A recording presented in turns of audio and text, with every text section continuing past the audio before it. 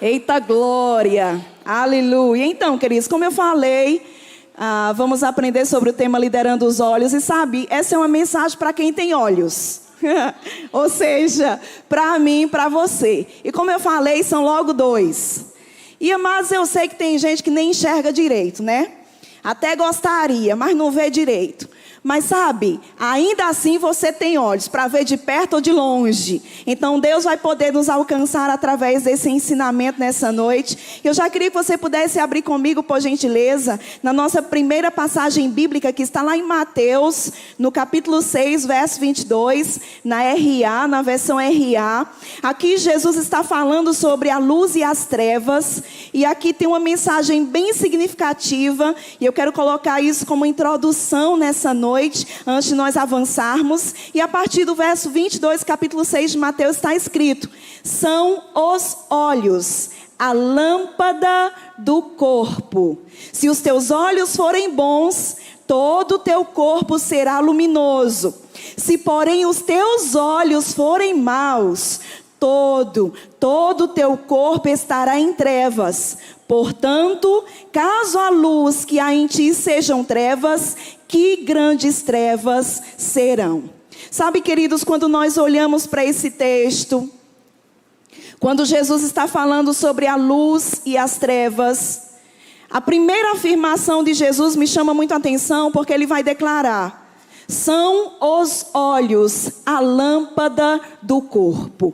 Você sabia, queridos, que naquilo para o qual eu decido fixar os meus olhos, isso determinará se o meu corpo será luminoso ou se o meu corpo estará em trevas?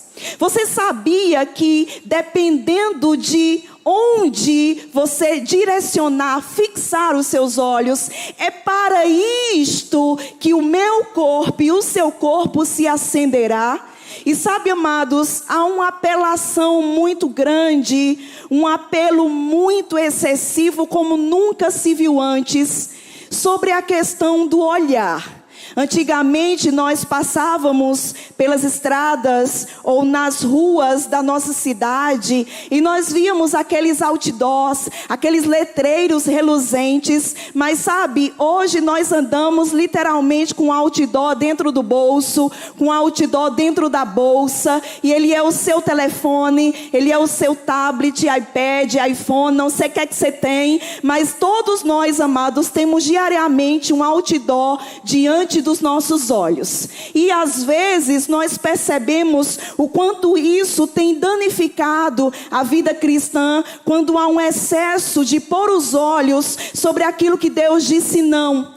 Deus, amados, é um Deus que nos diz não. E tem uma frase que eu gosto de dizer, que o Senhor me deu há um tempo atrás, enquanto eu meditava sobre os nãos de Deus. E o Senhor disse assim para mim: os meus nãos não são para privar os meus filhos do que é bom. Os nãos de Deus são para nos livrar do que é ruim. Repetindo, os nãos de Deus não são para nos privar do que é bom. Os nãos de Deus são para nos livrar do que é ruim. Então, se Ele disse não, confia nesse não, anda nesse não, obedece esse não, segue esse não, porque nisso há vida para mim e para você. Agora, a gente percebe esse apelo visual, como eu te falei, e eu quero te dar alguns exemplos e você vai se perceber nisso. Nós compramos porque vemos. Nós comemos porque vemos. Quem aqui já foi ver algo de comida e de repente a sua boca começou a salivar? Você começou a ver aquele prato, sabe, na internet, alguém preparando, e você diz: meu Deus, como eu queria comer isso agora. A sua boca saliva, por quê? Porque naquilo que eu colocar os meus olhos, é para aquilo que o meu corpo se acenderá. Agora isso, amados, diz respeito a absolutamente tudo. Então nós vivemos essa apelação constante no visual. Nós desejamos coisas a partir do momento que vemos. E sabe, eu quero te introduzir naquilo que Deus tem para nós nessa noite, através de um texto que está lá em Gênesis, no capítulo 3, verso 1, onde a Bíblia vai falar sobre a queda do homem. E eu queria que você pudesse ir lá comigo e perceber o quanto os olhos foram significativos no tocante a esta queda que conhecemos. E a Bíblia diz assim, a partir do versículo 1, na RA: mas a serpente, mais sagaz que todos os animais selváticos que o Senhor Deus tinha feito, disse para a mulher: é assim que Deus disse: não comereis de toda árvore do jardim? Respondeu a mulher: do fruto das árvores do jardim podemos comer, mas do fruto da árvore que está no meio do jardim, disse Deus: dele não comereis, nem tocareis nele, para que não morrais. Verso 4. Mas a serpente disse à mulher: é certo, mulher, que tu não morrerás. Porque Deus sabe que no dia em que dele comerdes, se vos abrirão os olhos, e como Deus sereis conhecedores do bem e do mal. Agora, redobra a tua atenção para o próximo verso, verso 6. Vendo a mulher que a árvore era boa para se comer, agradável aos olhos, e árvore desejável para dar entendimento, tomou-lhe do fruto e comeu, e deu também ao marido, e ele comeu. Abriram-se então os olhos de ambos, e percebendo que estavam nus, coseram folhas de figueira e fizeram cintas para si. Sabe, quando nós olhamos para esse texto tão conhecido, eu acho muito relevante a maneira como Eva coloca as coisas aqui. Tem até algumas brincadeiras nesse quesito. Alguns disseram: a mulher aumentou, ela inventou. Porque Deus disse assim, lá no capítulo 2, um capítulo anterior a esse, Deus tinha dito para Adão, ele vai dizer: não come do fruto, porque se você comer, você vai morrer. Então Deus fala sobre comer. Quando a serpente vem, ela pergunta para Eva, Eva fala duas coisas: a gente não pode nem comer e a gente não pode nem tocar. Sabe, amados, ainda que haja brincadeiras no tocante a essa afirmação de Eva, eu acho muito relevante o que Eva disse. Porque a propósito, para que tocar naquilo que você não pode comer? Deus disse: não coma. Quando Eva vai falar para a serpente o que Deus disse, ela diz: Deus disse para não tocar e Deus disse para não comer. Queridos, isso para mim é extraordinário e faz todo sentido. Para que você está tocando em uma coisa que você não pode comer? Quantos concordam comigo que está tocando naquilo que Deus disse não, iria intensificar a tentação? Agora, sabe o que me chama a atenção nesse texto? É que Eva entendeu muito bem que ela não podia comer. Eva também entendeu muito bem que ela não poderia tocar. Eva só não entendeu que ela também não deveria olhar. E nisso muitos cristãos estão andando. Eles já entenderam que não podem comer, eles já entenderam que não podem tocar, mas uma olhadinha, o que é que tem? Afinal de contas, o que é bonito é para se contemplar. E sabe, queridos, nisso muitos têm sido empurrados para um lugar de queda. Por quê? Porque os olhos têm o poder de acender o corpo. Ou seja, eu decido no que vou colocar os meus olhos. E se eu colocar os meus olhos sobre a coisa errada, o meu corpo se acenderá para a coisa errada. Mas se eu colocar os meus olhos sobre a coisa certa, o meu corpo se acenderá para a coisa certa. Então repita bem forte comigo, diga: Deus não quer nem que eu coma, nem que eu toque, nem que eu olhe. Agora olha para esse irmão lindo do seu lado, diga: meu irmão, guarde estes olhinhos que Deus te deu. Aleluia.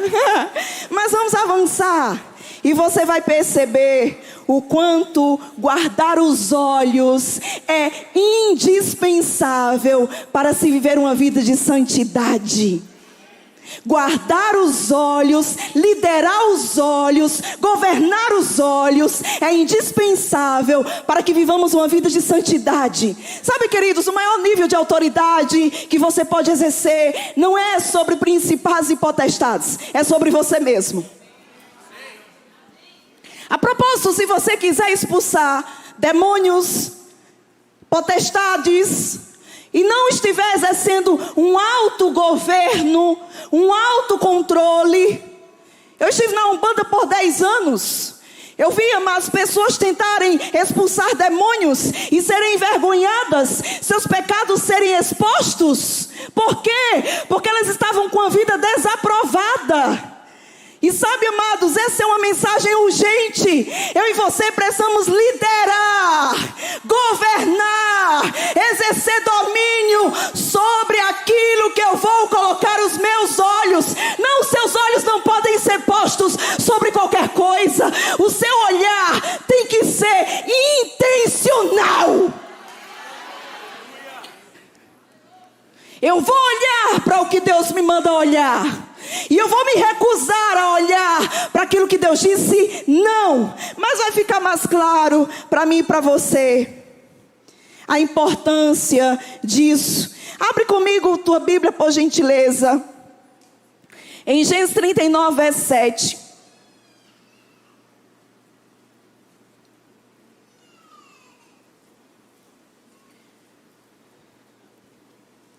Gênesis 39, verso 7. Versículos anteriores, aqui a Bíblia está falando sobre José e a mulher de Potifar. Versículos anteriores, a Bíblia vai dizer que José era formoso, de porte e de aparência. E diz assim, verso 7. Aconteceu depois dessas coisas que a mulher do seu senhor, ou seja, ela tinha marido. O nome do marido dela é Potifar. Aconteceu depois dessas coisas que a mulher do seu senhor pôs os olhos em José e lhe disse: deita-te comigo. Na continuidade, você vai perceber, lendo posteriormente, que todos os dias aquela mulher dizia esta mesma frase para José. Quem era José? Um jovem solteiro, não era casado, porque essa mensagem não é para mulher casada ou para homem casado. Essa mensagem é para os filhos de Deus. Quem é filho aqui? E tem 2 olhinhos. Pois é para você, para mim, para nós. José era solteiro. A mulher do seu senhor fez o quê? Pôs os olhos nele. E perceba, olha comigo, um detalhe aqui. Depois que ela pôs os olhos, veio o desejo. Deita-te comigo. Porque o desejo sempre virá depois de você pousar o seu olhar sobre algo ou sobre alguém. Não, um pecado não acontece da noite para o dia. Um adultério não acontece da noite para o dia. Um deslize não acontece da noite para o dia. Não, amados, isso é cultivado. Essa mulher pôs os olhos, e depois que ela pôs os olhos, veio o desejo. E presta atenção, porque até agora nós só estamos falando de mulher. Falamos de Eva, falamos agora da esposa de Potifar. Ou seja, guardar os olhos não é uma mensagem para o sexo masculino, sim senhor. Não. Homens são mais tentados no quesito do olhar, mas nós mulheres amadas não estamos isentas. Eu não sei como era Potifar, se era feio, se era bonito. Não, porque não tem ninguém feio, tem. Não tem alguém que seja, não tem aquela coisa assim de todo mundo, daquela pessoa ser feio para todo mundo, mas ela é feia para alguém. Eu não sei, amados, como era o marido da mulher, mas a Bíblia acabou de contar que José era bonito. Sabe, eu não sei o que é que faz mulher casada ou não casada, que fica olhando aqueles homens na internet. A propósito, quem você segue? Você segue pessoas que te tentam? Você segue pessoas que são atrativas, sedutoras, belas demais? Às vezes você está olhando o seu telefone e tem aquele homem lá, bonito. E ele tem aqueles gominhos assim que você conta. 1, 2, 3. E você olha para o seu marido e ele só tem um gomão. Um gomão. E aí você olha para o da foto, olha para o seu. Olha para o da foto, olha para o seu. Minha irmã, deixe de seguir os homens dos gominhos.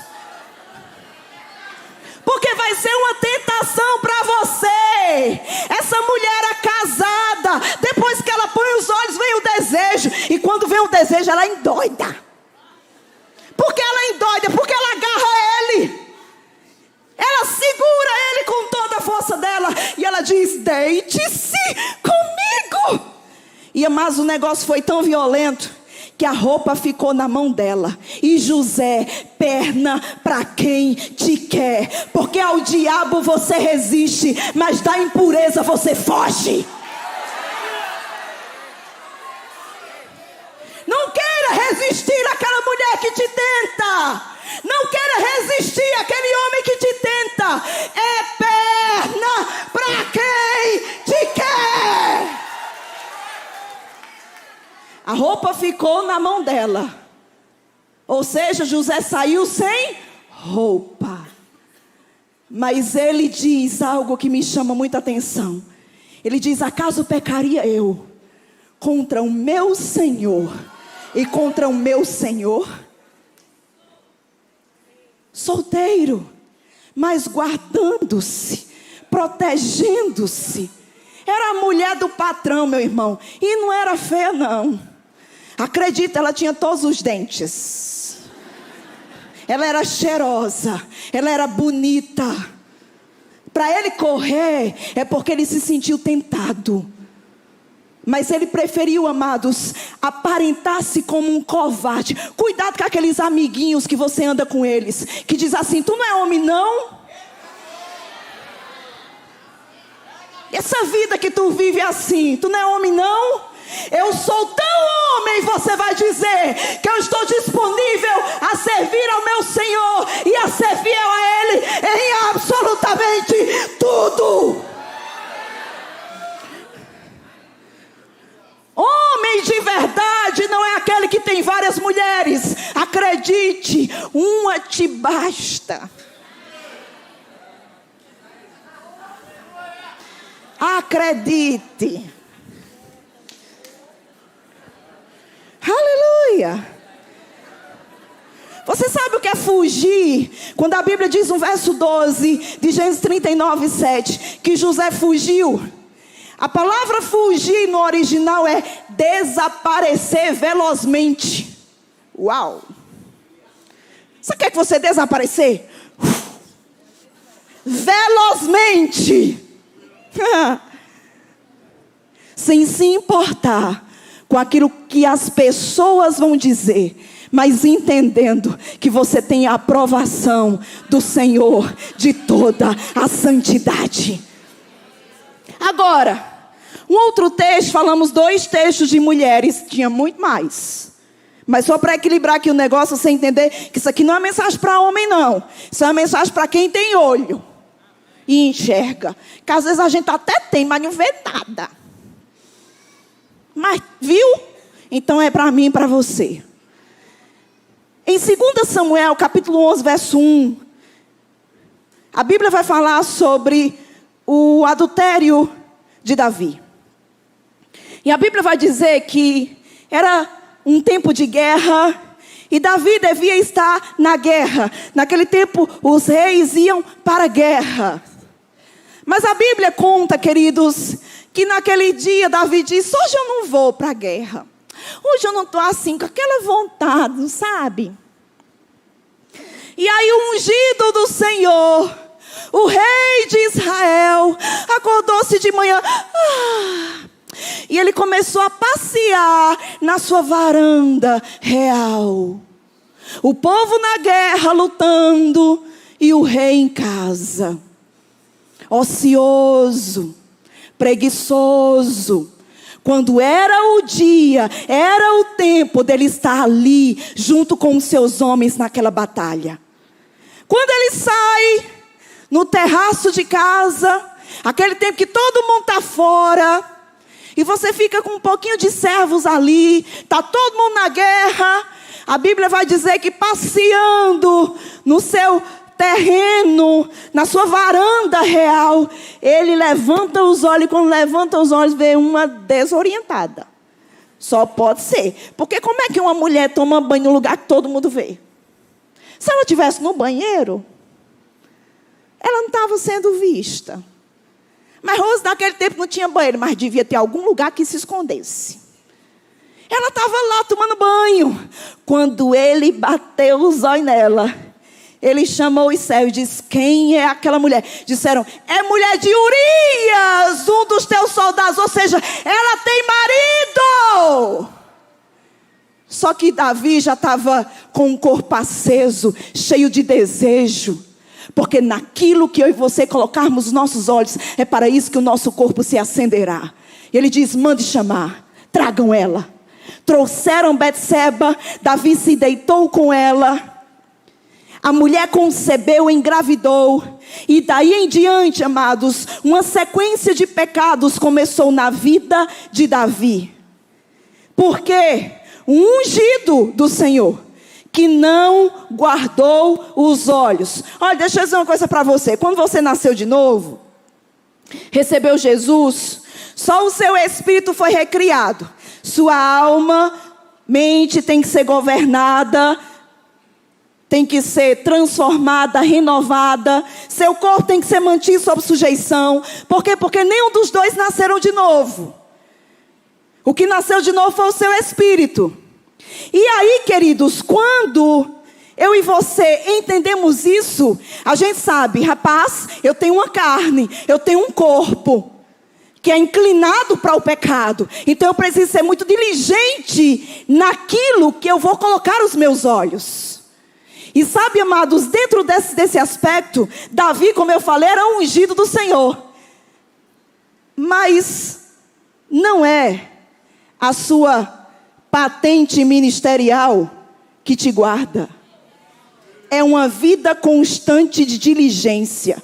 Você pode ter sido mergulhado no azeite, tirado, mergulhado, tirado, mergulhado, tirado, mergulhado, tirado, mergulhado, tirado, mergulhado, tirado. Você é tão ungido. Não importa, você continua tendo dois olhos. E se eu e você não estivermos dispostos a exercer liderança sobre eles, eles exercerão liderança sobre você.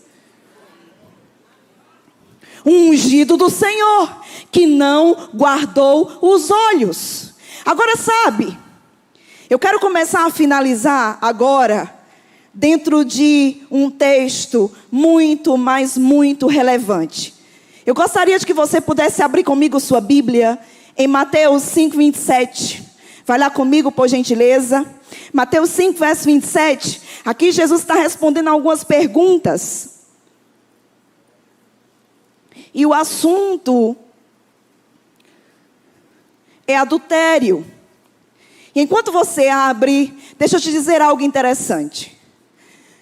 Redobra a tua atenção a partir de agora. Quando nós olhamos para a antiga aliança, mais especificamente para os 10 mandamentos, existiam dois que eu quero chamar a sua atenção para ele. Um deles era: não adulterarás. O outro mandamento era um mandamento que andava de mãos dadas, mas era distinto do adultério. Qual era o outro? Não cobiçarás, inclusive a mulher do teu próximo.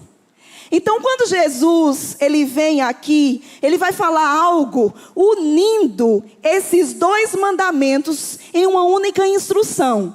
Na lei, nós tínhamos 10 mandamentos, um deles, não adultere, outro deles, não cobice.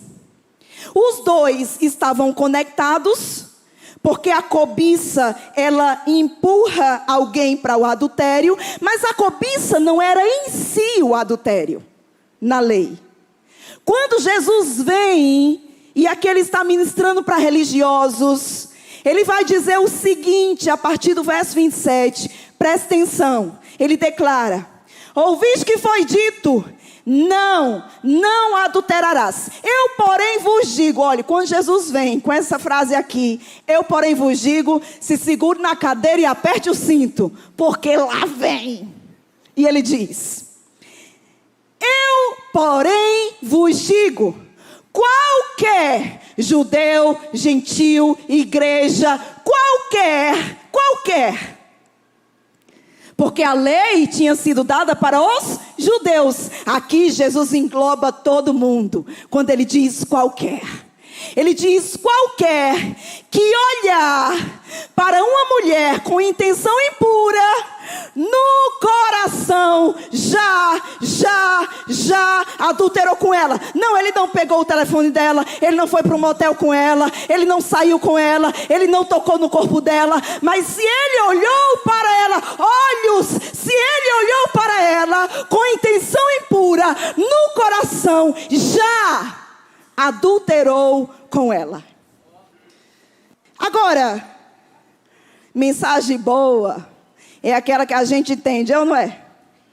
É ou não é, meu povo? Por isso que eu vou te explicar um negócio aqui bem interessante. Porque Jesus estava dizendo isso aqui para religiosos. Agora imagine, aqueles homens: eu nunca adulterei. Olha, eu nunca saí com mulher nenhuma, a não ser a minha esposa. Deus sabe. Eu até dou uma cobiçadinha de vez em quando, mas nunca adulterei. Aí Jesus vem, e aqueles que eram 2 mandamentos, ele transforma em uma instrução, uma única instrução. E ele diz o seguinte: qualquer um, homem, mulher, aqui ele usa a figura do homem, porque o homem é mais tentado no quesito olhar. Mas como aprendemos, as mulheres não estão isentas. E tem uns irmãos que usam as calças que não ajudam. Não é não? Então, Jesus ele vai dizer, qualquer que olhar para uma mulher com intenção impura, no coração já adulterou com ela. Agora eu quero chamar a sua atenção para 2 verbos. O primeiro, olhar, usado por Jesus. E um outro verbo, conectado, mas distinto, chamado de ver. Perceba que aqui Jesus usa a palavra olhar. Rose, qual a diferença? Preste atenção. No ver, não existe uma intenção impura. Porque o ver, Jesus aqui usa o olhar. Eu estou falando sobre o outro verbo, o ver. No ver, a palavra ver significa notar. A palavra ver significa perceber. É quando você vira e você vê algo. Não tem uma intenção impura ali. É simplesmente uma ação de notar, de perceber. Quando nós paramos para ver o que significa o outro verbo, olhar. O verbo olhar significa voltar os pensamentos, dirigir a mente, considerar, contemplar, examinar, fixar os olhos, mirar, observar com atenção. Quem percebeu a diferença? O ver, nele não tem uma intenção impura, mas o olhar, ele carrega uma intenção impura. Agora, mensagem boa, como eu disse, é aquela que a gente entende. Então olha para mim a partir de agora, para você entender esse negócio da maneira mais simples que você pode entender. Vou te dar um exemplo. Você marido, vou usar o exemplo de um marido casado, mas poderia ser um solteiro. Você marido, acordou atrasado naquele dia. Aí a mulher preparou o seu café da manhã. Você diz, amor, nem vou comer, estou com muita pressa. E aí, para adiantar, você já tirou o carro da garagem, deixou ele estacionado na frente da sua casa. E quando você está fazendo isso, você lembrou, eita, esqueci uma pasta lá dentro. E aí você sai do carro, desliga o carro, entra em casa e vai pegar aquela pasta. Quando você volta, o carro está ali estacionado na frente da sua casa, esperando por você. Quando você volta, aí você começa a fechar a porta para sair e entrar no carro. Vai acompanhando comigo.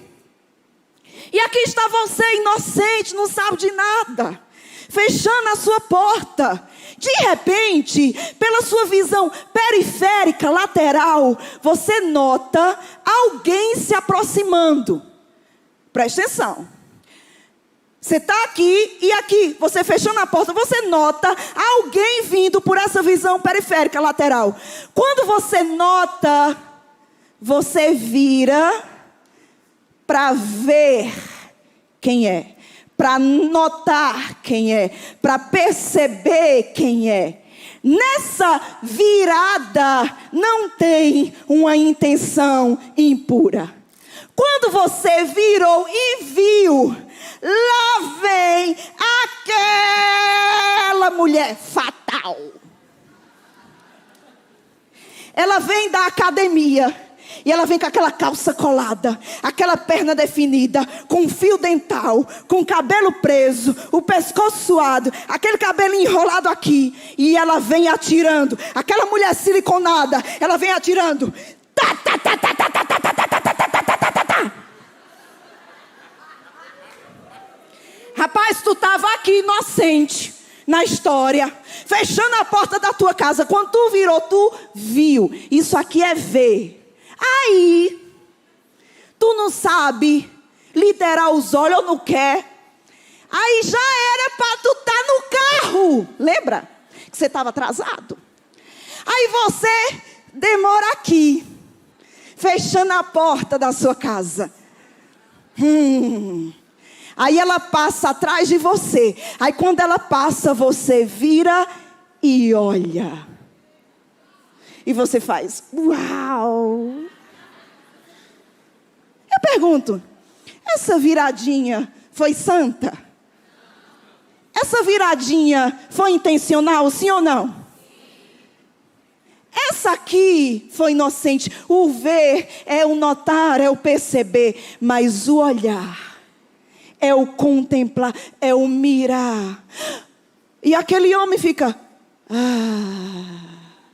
e a baba descendo. Nisso, escute, nessa atitude, segundo o texto que nós acabamos de ler, esse homem acabou de adulterar. Agora, a palavra intenção, qualquer que olhar para uma mulher com intenção impura, a palavra intenção é a palavra vontade, é a palavra desejo, é a palavra pensamento e propósito. Nisso aqui, nessa viradinha, tinha tudo isso envolvido. Então, queridos, o lugar aonde eu fixo os meus olhos, é para isso que o meu corpo se acenderá. Agora, sabe um negócio desse aqui? A pessoa pode não te conhecer, pode não saber nem que você existe. E você está lá, olhando aquelas gatinhas, aqueles miaus da internet, miau. E você olhando. E tem gente que curte aquela foto, gente que comenta aquela foto, gente que está olhando os stories daquela mulher que te seduz, daquela mulher que te atrai, daquele homem que te encanta. E sabe, amados, eu quero finalizar e você já pode se colocar de pé. Apenas citando, e a mídia vai me ajudar para que você possa ler comigo. Provérbios 23, 33, na versão Almeida, revista e corrigida, vai dizer assim: Ouça com atenção. Provérbios 23, 33. Os teus olhos olharão para as mulheres estranhas, e o teu coração falará perversidade. Provérbios 27, verso 20. Na versão Nova Bíblia Viva, vai dizer: o Sheol, outra tradução vai dizer o inferno, e a destruição são muito parecidos, porque nunca ficam satisfeitos, como nunca fica satisfeitos os olhos do homem. Não se engane de dizer: não, é só um pouquinho, é só hoje, eu vou só dar aquela olhadinha hoje naquela mulher, naquela foto, naquele homem, naquela foto. Queridos, os olhos do homem nunca se satisfazem. Um outro texto, Eclesiastes 11, verso 9, na King James, vai dizer: jovem, alegra-te na tua mocidade, ser feliz o teu coração nos dias da tua juventude. Segue os caminhos que o teu coração indicar, e todos os desejos dos teus olhos. Saiba, contudo, que tudo quanto fizerdes passará pelo julgamento de Deus.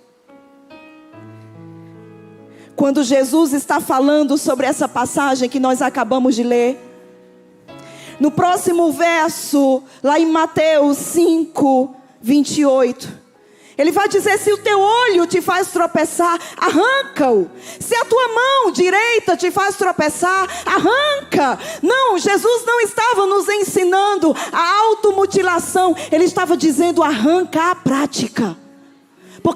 Porque, queridos, ia ter gente que ia arrancar o direito, ia ficar com o esquerdo. Ia ter gente que ia arrancar os dois, mas já viu alguma vez na vida, ia ficar Então ele não estava ensinando a arrancar os olhos, arrancar a mão. Ele estava dizendo: arranca a prática, porque isso pode levar você ao inferno. Queridos, os nossos olhos podem nos levar ao inferno. As nossas mãos podem nos levar ao inferno. E eu não sei você, mas isso traz tanto temor para o meu coração. E o meu último verso, ele está em Jó 31, verso 1 e 2, na Nova Bíblia Viva. E Jó vai declarar: olha isso. Quando era jovem, fiz um trato com Deus. Nunca olharia para uma mulher com intenções impuras em meu coração. Pois se o fizesse, qual seria a porção que eu receberia de Deus lá de cima? Que herança Deus me daria? E com que me abençoaria o Todo-Poderoso lá dos céus? Sabe o que Jó está dizendo? A minha bênção, a liberação dos céus sobre mim. Abençoados já somos, queridos, mas a liberação dessas bênçãos diz respeito à vida que eu decido levar, o lugar aonde eu decido pôr os meus olhos. Jó disse: eu fiz uma aliança, eu fiz um pacto, eu fiz um trato com Deus. Nunca olharia para uma mulher com intenção impura. Sabe, eu quero que você possa nesse instante fechar os seus olhos. Eu só quero orar com você. E eu queria que você consagrasse a Deus os seus olhos. Muitos casamentos têm acabado por causa disso. Muitos jovens têm estado presos em pornografia, em masturbação, queridos, por causa disso. Não guardaram os seus olhos. E sabe, o Senhor, o nosso Senhor, Ele vem buscar uma igreja santa, sem mácula, sem ruga, nem coisa semelhante, porém santa e sem defeito. E Deus está dizendo para mim e para você nessa noite: filho, filha, eu preciso que você exerça liderança sobre os seus olhos. Pai, em nome de Jesus, nós consagramos a Ti a nossa vida. Faça a sua própria oração. Nós consagramos a Ti o nosso corpo. Nós consagramos a Ti os nossos olhos. Nós consagramos a Ti tudo que somos. Ah, Senhor, que os nossos olhos Te glorifiquem. Que coloquemos os nossos olhos naquilo que é luz, naquilo que vai acender a luz do nosso corpo para aquilo que é bom. Nós não colocaremos os nossos olhos naquilo que é mal, naquilo que nos tenta, naquilo que é pecaminoso. Senhor, nós fazemos uma aliança contigo, como Jó fez, de guardarmos os nossos olhos, quer sejam solteiros, quer sejamos casados, ah, Senhor, como filhos teus. Nós consagramos os nossos olhos ao Senhor. Jesus, tens a primazia em nós. Que coloquemos os nossos olhos naquilo que é vida, naquilo que é luz, na Tua palavra. Que nos alimentemos delas, das Tuas palavras, que nos alimentemos delas. Que todas as manhãs os nossos olhos contemplem aquilo que está escrito. Que decidamos olhar para aquilo que é santo. Que decidamos focar naquilo que é santo. Nós consagramos a Ti a nossa vida. Nós consagramos a Ti os nossos olhos. Que tudo que há em nós engrandeça e glorifique o Deus que é santo. Te damos graças, Senhor, no nome de Jesus. No nome de Jesus. Seja abençoado na prática da palavra.